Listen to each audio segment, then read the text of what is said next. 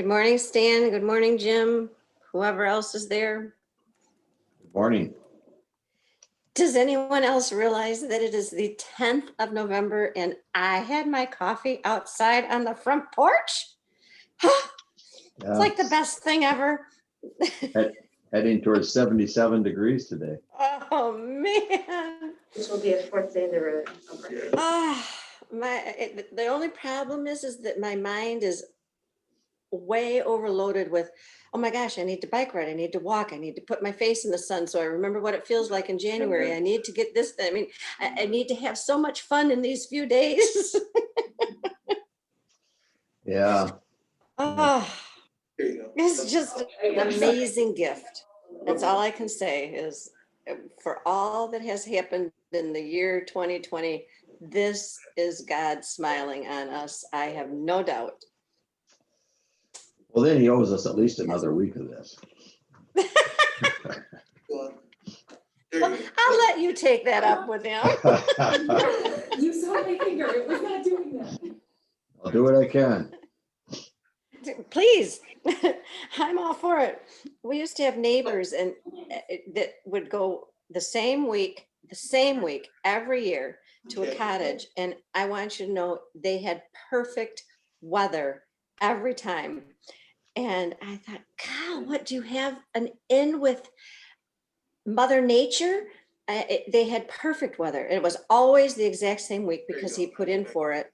He had to put in a year in advance. And Right. anyway. Well, that's a whole year of praying then. I hadn't thought of it that way, Stan. That's probably what they did. Good for them. I don't think that far ahead. Right. Let's see how we're doing here. I see 1, 2, 3, 4, 5, 6, 7. All right. We're getting there.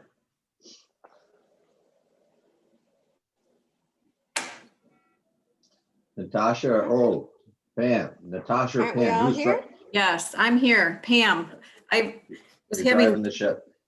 having volume issues, but I seem to have worked it out. Well, I So hear it you. looks, do you hear me? Good, okay. Just waiting on a few more commissioners, See, but it looks like Ted, we do have a quorum. Stan, Carol, Ted, Bill, Matt, Jim, Betsy, Yes, myself. most of us are here. Yeah, Yep. All right, that works for me. Let's go ahead and get started. I'll call to order the meeting of the Legislative and Human Resources Committee of the Kent County Board of Commissioners. It is 8:30 a.m. and we will begin on our agenda, starting with public comment.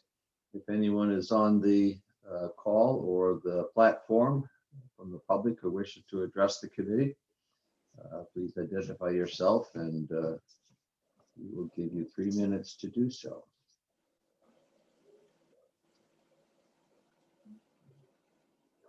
looks like the email inbox is currently empty. And no I see no hands are hands. raised in the chat. All right.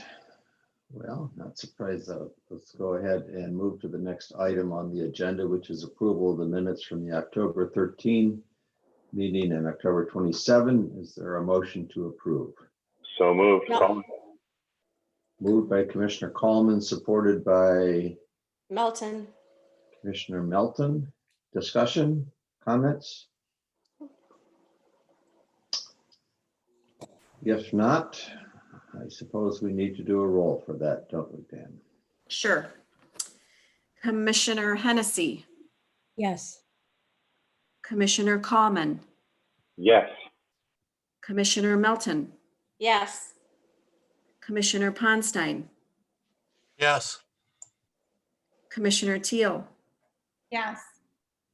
Commissioner Skaggs, Yes. Commissioner Talon, Commissioner Talon.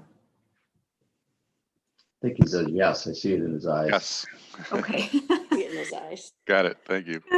Thanks. Commissioner Vonk, Yes. Chair Steck, Yes. and that motion passes. All right, excellent. Is the sheriff on? Michelle, are you on the call? Yes, I'm here.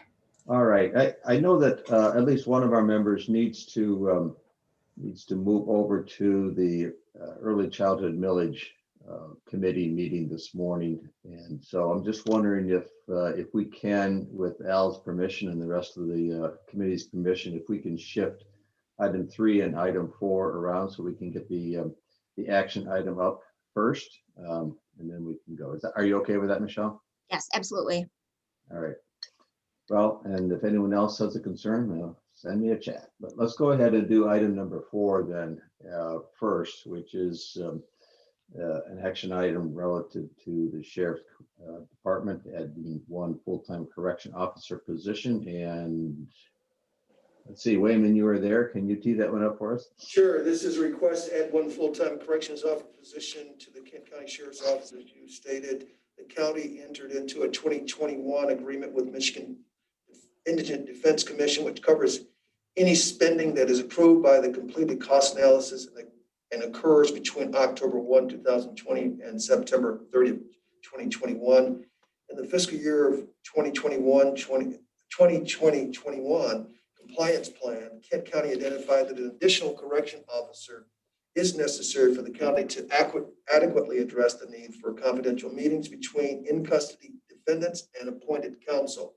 The county's compliance plan and accompanying cost analysis were approved at the Michigan Indigent Defense Commissioners meeting on October 20th, 2020. The annual cost of salary and benefits for the position is $114,000. Funding for the position has been included in the Indigent Defense Fund, which was approved by the Board of Commissioners Resolution 827-2071. Cost of the position is split between a state grant and the county's required local share, which is included in the document here.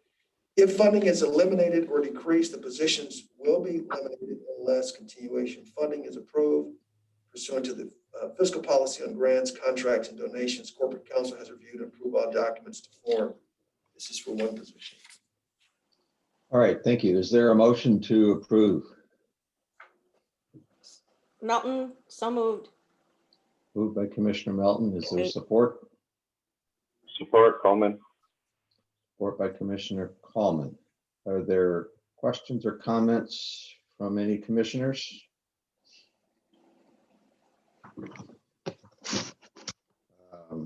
Commissioner Skaggs.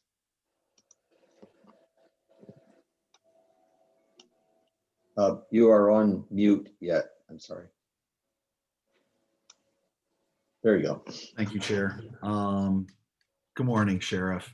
A couple of questions here. I think I fired off an email late last night, but how many meetings do we expect a day to happen under this program? And what was the reason for the decision to do this in person instead of over video? So I'll answer the latter first. The decision of how to accommodate the visitations was in the power of the courts that are required to do the visit. So in the case of like 61st District Court, for example, they wanted an in-person visit. That was their decision. And then the program accommodated the security measures around that. Conversely, 63rd and many of the other district courts decided to do a video conference. So this position accommodates whatever the court is asking to. It's not driven by what the sheriff's department wants to happen. What was your first question now?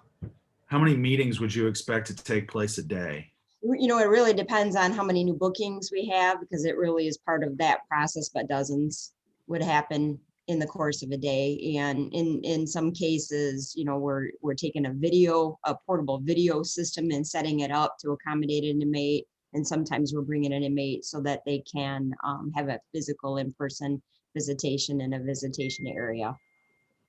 And so this position though, some of this work was accommodated in overtime, and it just incrementally ticked up to a point where this makes more sense to have a full-time officer position as opposed to filling so many hours with overtime. Okay, so I mean, I think this is fantastic for improving justice by working through the indigent defense reforms. My concern is, will this person have enough work, and is it possible to use this position to move back to some periodic family visits that this person could help accommodate? This work is specifically funded under the grant program. It's not to say we can't use this for other things. Obviously, small tasks that you're doing in concert can be used. Conversely, staff that we have today help in concert with their other tasks. They would help this mission, but there is not enough extra time in this to accommodate in-person visits. And I did have the chance to answer that email this morning when I got in. So if you check your inbox, you'll probably find a full answer on that question. Okay. Yep. Okay. Thank you, Sheriff. All right, thank you, Commissioner. Any other, excuse me, any other questions? This is Carol. Okay, Commissioner Hennessy, yes. This is already then planned for in the budget that we're set to approve later this month. Correct. Yes. Thank you. Other commissioners have the questions? I do have, Michelle, a couple of questions. Again, my understanding is that this is an additional activity required by these recent changes in state law that call for indigent defendants to have legal counsel from the very initiative. So it's earlier in the process, more activity, more meetings required in the process. So this is part of that process of advancing that additional level of security and protection for indigent defendants. Is the funding structure, this 2/3, 1/3 agreement with the state, how long is that extent? Is that a year-by-year agreement? What's the nature of that? So I'm going to let Craig Paul jump in on this, who's the program coordinator, because he'd probably be able to give you a more detailed answer on that. Okay, thank you. Good morning, commissioners. This is an annual grant program. We put together a budget and a plan and put it in front of the Michigan Indigent Defense Commission around the end of April, and then we receive approval sometime later. So it's a year by year. The amount of the grant is not, so the ratio between local share and the state grant is not fixed. We contribute a set component, which is the local share that is fixed. The state grant will vary depending on how much is required in order for us to comply with the standards. So in this particular one, it breaks out as 1/3, 2/3, but that's not necessarily going to be the same ratio going forward. That is correct. Okay. All right. Other questions? I don't see any others. So let's go ahead and call the roll on this motion. Commissioner Hennessy, I think that's a yes. Commissioner Kallman, Yes. Commissioner Melton, Yes, Commissioner Ponstein, Yes. Commissioner Teal, Yes. Commissioner Skaggs, Yes. Commissioner Talon, Yes. Commissioner Vonk, Yes. Chair Stuck. Yes. That motion passes. All right, excellent.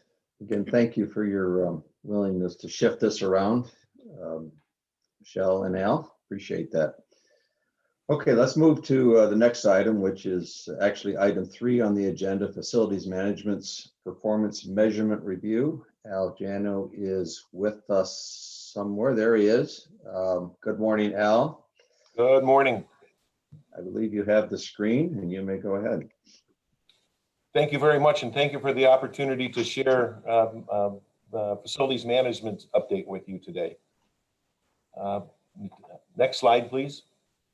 This is just a sampling of our multiple facilities Overall, we manage about almost 2 million square feet, including the administration building, IT facility, our downtown courthouse, 63rd District Court, Cooperative Extension, Health Department, including the animal shelter and North and South clinics, our Human Services Complex, our Northwest Center in Sparta, the Fuller Powerhouse and Grounds, 82 Ionia, both our Juvenile Detention and Juvenile Services Center, to name a few.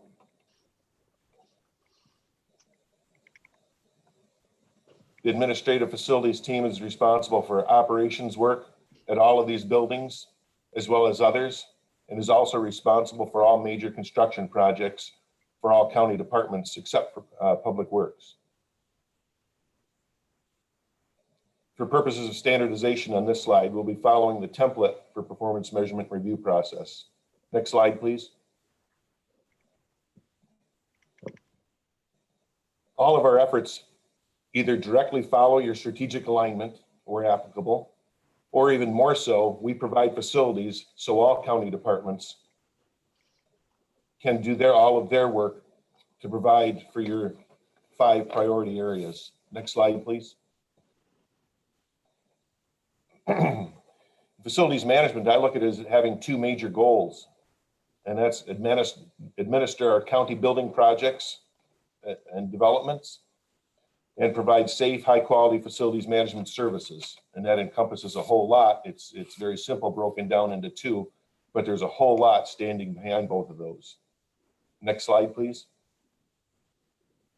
Highlighting a couple of our key performance metrics, this slide shares the front entrance of your new Juvenile Detention Center, $20.7 million. We talk about the importance of maintaining budgets on our projects. We historically have come within budget, which is challenging because when you think about it, we consider projects and share with you, and sometimes time goes by, not anybody's fault, just time goes by as decisions are made at the commission level and such. And oftentimes we're still obligated to come in within the project budget estimate that could be several months old, but we always do it and we're happy to do it. There could even be delays in the construction or added scope. And sometimes it's enough to keep you up at night, but we always seem to make it. This slide shows the front entry of your $20.7 million detention project. There's a lot more behind that. And that wasn't just a new facility. It was partial demolition, partial new, and partial renovation to that facility. Next slide, please. Another metric that we're very proud of and work constantly at is providing a safe project working environment. This is another metric that we always have in our forefront of our work. And we are insistent that our project partners, not just our staff, not this facility staff, but our project partners, our contractors, are just as diligent and emphatic about it as I am and the rest of our team is. Next slide, please. Some of our very recent accomplishments, this covers some of 2020 also, not just 2019. A huge centrifugal chiller upgrade at the courthouse. That's reconditioning, they call it our renewal of the existing primary chiller at the courthouse. Upgrade of courtroom recording systems, security systems, cameras replacements, the administration building carpet replacement, multiple task seating replacements, multiple LED upgrades, new X-ray equipment and metal detectors at the courthouse, 82 Ionia and 63rd District Court. And of course, that completion of the 3-year project of facility replacement and renovation at the Juvenile Detention Facility and Juvenile Services Facility. While we were doing that, we also made sure that our staff and visitors to our buildings, where applicable, were provided with appropriate PPE. We did a lot of scrounging in the early days, aided by volunteers, aided by our purchasing department, and aided by people that we've done business with for a long time that made sure the county was taken care of. I'm speaking, of course, of the work that we've all done, but I'm very proud of our facilities team and our parks teams in our contributions when we talk about significant accomplishments. It may not be mission finished, but a lot of work has been done since March. We handled PPE distribution to police, fire, funeral homes, others. We received PPE at all hours of the day or night. We always shared our loading dock at the courthouse, which was a primary reception and distribution center, with the state, with other donations and Regional Healthcare Coalition. Because things were really shut down early on, we took a lot of general deliveries at the courthouse for convenience of other facilities. And then our facilities team and parks team would distribute to other places. All of our staff, with the exception of just a few, were all essential personnel. We provided and installed temporary and permanent barrier installations for employee safety, HVAC system safety with maximum outside air exchanges. We're also in the throes of installing plasma air ionizers in our facilities that kill viruses and provide even cleaner air than what we've always provided. I cannot remember a time when we've had indoor air quality testing done by an industrial hygienist that our indoor air quality has not been better than the outside air. So we have good systems, we use good filters, and we do good maintenance for HVAC. We jumped ahead a slide, sorry. Thank you. So our HVAC systems are doing extremely well. Some people might say, hey, add HEPA filters. Engineers have shared with us, they advised against that because you can get a lot more air exchanges of fresh air, which is better to combat viruses than HEPA filters would be in the buildings that we have and the type of buildings we operate. We provided and installed signage with the help of our Central Services Division. That was always there for us, sometimes nights, sometimes weekends. We served our health department in every way, shape, and form. We served emergency management in every way, shape, and form. We assisted Holland Home in bringing up their former Fulton Manor facility to use as a sheltering facility. Our team and our contractors are always disinfecting, disinfecting, disinfecting. We've assisted and continue to assist departments with technology needs, working with our IT department to help deliver, install, acquire camera systems, equipment, set up conference rooms, some of which are being used right now, even for with needed technology for Zoom and Teams meetings. And we've set up a lot of people with their work from home needs, assisted with the back to work plan and a myriad of other activities, quite too many to continue to reiterate here. And some of them they might not be so pleasant, so we'll just leave those go. On top of all that, of all these significant accomplishments, of course, I'll get into our project work in just a few minutes, but we've also had repair and cleanup of riot nights that leave our facilities with water damage, fire damage, ransacking, glass breakage, storefront demolition, and graffiti. I wanted to share that with you, not to share unpleasantness, but what our team and teams do and continue to do, and we're happy to do it. Wish we didn't, but we're happy to do it because I want everyone to have a safe environment, and we're always happy to help. Now, if we could move to the next slide, please. Looking ahead, you're well aware of the 3 projects that I think you should be. I know I am very proud of our county and very proud of you all with your fiscal responsibility to be able to provide without borrowing money. Bonding is borrowing, without having to bond or borrow money. You folks are providing funding for our new parks offices, our North County property development with our new sheriff's substation and North County Health Clinic, and replacement of fleet services.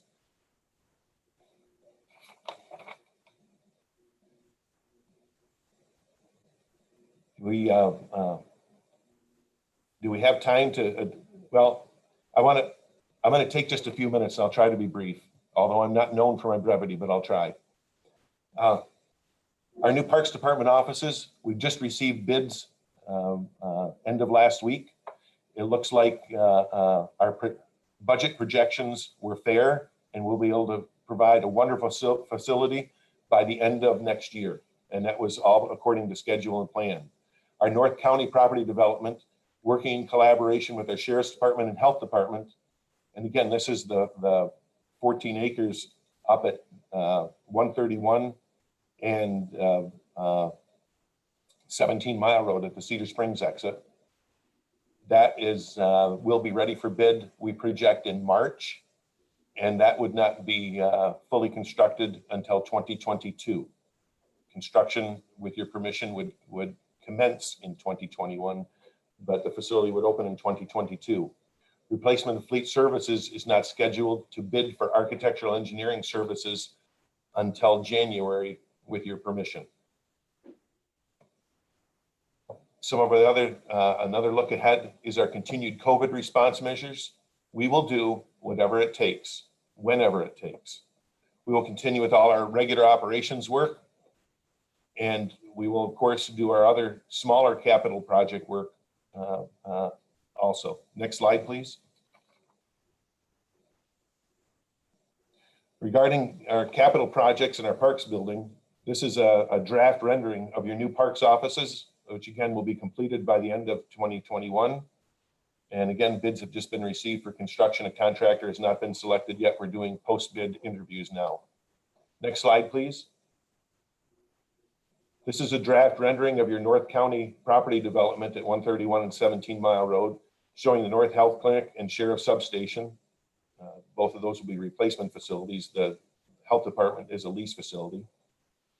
And both of these projects eliminate some deficiencies that we have at both of those existing facilities that these teams are currently operating out of, the Health Department and Sheriff's Department. And the community, everything I've heard, is very happy and very positive to see both of these projects moving forward.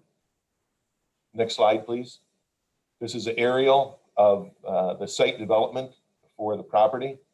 We were obligated in our purchase agreement near about the 7 o'clock position on this site drawing is a very, very, very large oak tree. Today, it doesn't look like a lot. There's no leaves on it. When it has foliage on it, it is absolutely stunning. I think they estimated it to be well over 100. I thought somebody had mentioned we had an arborist that's working with us to make sure that we don't damage it during construction. And I'm sorry, I don't remember, but it was well over 100 years old and it is gorgeous. But that was part of the deeded restriction, that we would make reasonable effort. It wasn't a horrible covenant to have in our purchase agreement, but we would make reasonable measures to save that tree and not just cut it down. It would have been a shame, and we're happy to do it. And it provides a nice piece on the site for us. Next slide, please. That's where we're at with facilities management. I've got another 45 minutes, and I'm happy to talk about anything, or if you have any questions. Well, thank you, Al. I suspect that we do have some questions. I just note that while we have been going to 2 performance measurement reviews per meeting, we're unable to schedule 2. We only got Al, so we got an opportunity to spend a little more time with you this morning. So I will open it up for questions from commissioners or comments. Commissioner Bonstein. Thank you, Chair Steck. Al, I want to thank you for all that you do for the county and keeping our buildings safe. We've got nice buildings and nice assets for the community. My question, you briefly touched on the heating, ventilation, and cooling systems and using of filters to filter out the air. Are there any newer technologies that are coming online that clean the air differently than with the technologies we have today? Excellent question. I'll reiterate that. I did briefly mention, but I moved along rather rapidly. My apologies on that, Stan and That's others. That's all right. But we've always used good filtration, okay? We've always used good pleated filters, and we've always been cognizant of using as much outside air as we can. But yes, we've moved to the next generation and have installed now some are coming in daily to install these plasma air ionizers, and that virtually kills virus, mold, mildew. It virtually kills it as it moves through the system. So even as we bring in outside air, it's even purified with these plasma air ionizers. Those units are being funded by COVID dollars, and they are many hundreds of thousands of dollars when you take into account how many square feet we're doing. Some buildings are only like $1,300. A building is the size of the courthouse, I believe, is about $65,000. And those are being installed as we speak. So just a quick follow-up then. So when we test our air, and I'm going back to the years when I sat on a school board and we had the asbestos problem, and we tested our air all the time for that. Are there specific things that we test for today when we do a air quality check of our systems? There's so many things. I cannot even begin to, the report is multiple pages. I can't even, I'm not qualified to sift through all of that information. I'm just not credentialed for that. However, the certified industrial hygienist walks us through and points out if there was any deficiencies or if everything checks out good. Okay, thank you for your answers. All right, thank you, Commissioner. Commissioner Coleman. Thank you, Chair. Al, I'm just wondering if we have a crystal ball and can say whether you think either with employees of the county or folks from the county coming to various county facilities, do you think there will be any kind of permanent change in the usage patterns that will affect us over the next couple of decades, given the coronavirus experience of this year? If I knew the answer to that, but I know you're not looking for rock solid information. Let me just share this observation, and everyone has opinions about that, I'm sure. But this was an observation that that Pfizer was. I'm sure all of you heard that Pfizer had yesterday results that appear very positive for a vaccine. Okay, and others are in.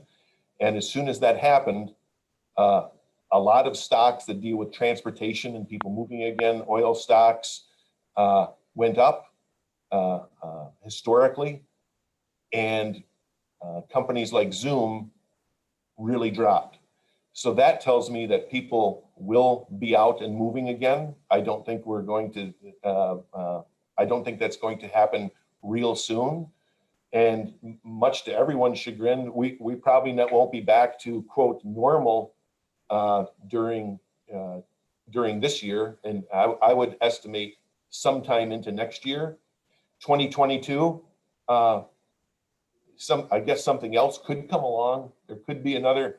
Whoever thought that that we'd have World War III in a virus, so to speak?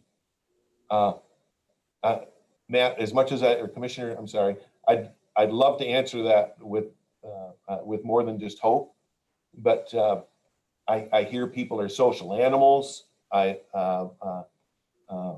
It's good for people to get outside. I would hope people move about again. When you asked very fairly about what does the future hold as far as building circulation and such, we were fortunate, and are fortunate. A lot of our buildings are set up quite well. I think mainly because it's the work we do. We're not a department store where everyone lingers in one area. We kind of separate staff and the public, not to be outside of the public, but you simply can't have the public roaming around health clinics, so to speak. Our buildings are set up quite well with separation. I think a lot of attention will be paid to perhaps install things like these plasma air ionizers into buildings when they're constructed. More outside air, but you know, when you bring in more outside air, it costs more to temper it. In the summertime, if you're bringing in outside air, you got to get rid of the humidity and heat, so you're running air conditioning more. And conversely, in the wintertime. With that, we didn't even pay any regard to our utilities. Fortunately, the impact has been low to moderate as far as utility expenses, because we did not have giant swings in temperature this year. But systems, I think, will be designed to be cleaner. And of course, you'll probably see more of the sneeze guards and such incorporated. Yeah. Thank you. All right. Thank you, Commissioner. Commissioner Callan, you have your hand up. Chair Steck. Good morning, Al. I've been through over the years a few facilities directors, and every time one leaves, I think, oh my gosh, I don't know how we can find someone to meet these kind of standards, and we continue to do that. And you are no exception to that, and want to thank you for your work. I also want to take the opportunity to take one last stab at nudging you on finding a way to track energy use in our facilities and to report that as a performance measure. We've talked a few times in the past about measuring energy use per square foot per heating degree day, which is a great way to be able to compare how we're doing one year over another by taking the weather factor out. So just want to nudge you again in that direction. I think it would help us join the city of Grand Rapids and other communities on becoming very trackably energy efficient in our work, in our facilities. So that'll nudge you. All right, other questions from the other commissioners with comments or questions? Yeah, now, I'm just wondering if you can talk just briefly. It seems to me that almost since I came on the commission, we have our hands on you, I don't know, and discussing its lack of efficiency, lack of utilization or effective utilization, and maybe some of the efficiency issues that are challenging. And so we continue. I know we talked extensively about plans to deal with that, but as things change in the world, those plans have been at least put in some place for now. What is the ongoing functionality of that building? Is it holding its own at this point, or is it continuing to increase efficiency? Well, I appreciate you sharing that. And you've had answered a lot of questions, just reiterating where we were back in January, February, March, some work sessions. There were some plans for developments at the IT facility and we're to relocate the teams that are currently working at East Ionia. And as you shared, that's right now a little bit of hiatus, so we deal with items in the world today. As far as team carrying East Ionia, many years ago, East Ionia developed targeting us. I have to say, hey, you might not be here or in county court. So we took some measures and considered requests for some capital projects, and some of those necessity were approved and some were deferred. And last year and this year, it had been under projects also. I can assure you, the building is not falling down. It's efficiency in relation with no parking for the public or very limited parking for the public. It's challenging because it's construction site, it's challenging with that much atrium. And other people perhaps have some other opinions. But one thing that is consistent with architects that have walked that building in the years that work with us on it is there are a lot more efficient buildings, not just energy efficiency, not just energy efficiency, but circulation efficiency, wayfinding efficiency, and buildings also where do we put more money into it and keep it in our portfolio, or because it's construction site with that open atrium that is extremely expensive and extremely challenging to change. Like our money spent better elsewhere. So in fact, you folks that has moved in the direction to say, hey, I go around to East Ionia, how about something else? I think the answer is going to be some type of hybrid between something solar and something across the street or at the building site. And as far as taking care of the building, all building systems are electrical, they can CIP work and some operating money to keep ship safe. No other buildings done, the nature of buildings not falling down. It's just a tight building, and sure, there will be some changes in that to come. Well, thank you. I think it's a follow-up to that and the committee, Mr. Holland's question as well. I know we've had ongoing discussions about the addressing of parking demands for our staff, for our clients, consumers in downtown area. I know those discussions are multi-party and somewhat complex, depending on developments of the other entities. Can you just briefly, what's the status of that process? We have a lot of people downtown, and we put a downtown over the board foundation and the general board museum, and that works swimmingly well, considering the alternatives and other things. Our downtown parking needs right now are static, and there's really no issues. The issue is when you start changing buildings and say, hey, we're going to do this, we're going to do that, we're going to part those people. So right now, we're okay. If we do something different, 320 hours, that is the margin of the foundation, we do something next to it. And that has been how many people, how many staff we go at the IT site. But right now, it's always on the radar, it's always on the radar, but I cannot say this year, next year, the year after, I know you can see pretty challenges for our employees. So I think the Mission State Medical Schools facility has additional significant parking. That changed we were always considering partnering with someone as far as perhaps the parking north, where we currently have decided 601, 617, Ottawa, we're currently just starting up. So, the new facility, that kind of question, that's all parking.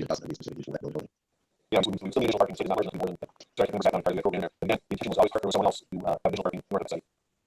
All right, well, thank you for your conversation. It brings us up to speed on a number of things that are going on. You really do excellent work and all the facilities that we have. So for these back, and unless there are other questions, I don't see anyone else hand up. Thank you for your report. All right, let's item number 5, miscellaneous. Any Commissioner miscellaneous item? Commissioner Johnson?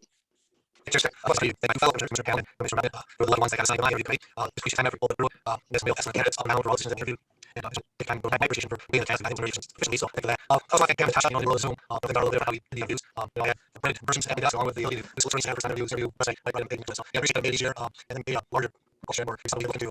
When things happen, counties or city or anybody have to read down how they do their work. These interviews are one example where I think that something with or without COVID is something that we may want to use going forward. It's really a good courtesy to people that are interviewing. We're not feeling for a job that takes them away from the job they have and we're hiring them out in the community and let nice people find a spot for a female interview and then go away. I think the interviews work very well accommodating people that are applying for these positions. You know, a lot of people are home, a lot of people are from work. So I think it's something that we should like really a way that we can do these in the future. So thank you. Thank you, Commissioner. Yeah, that's what I thought it would be. It's certainly not more courtesy to all of us. So in some cases, it's not important. Okay, Commissioner Allen? Thank you. Not to just take a minute to recognize as far as I can say. I'm not a veteran, but I'm sure I'm guessing most persons listening to the same. I'm really kind of what our families of veterans are experiencing at this time. I often think I can't put myself in the shoes, but this year I really can't. And so just that we all take a minute tomorrow and just be very grateful and thankful to our veterans. Very good, thank you. Anyone else? If not, just a couple of items.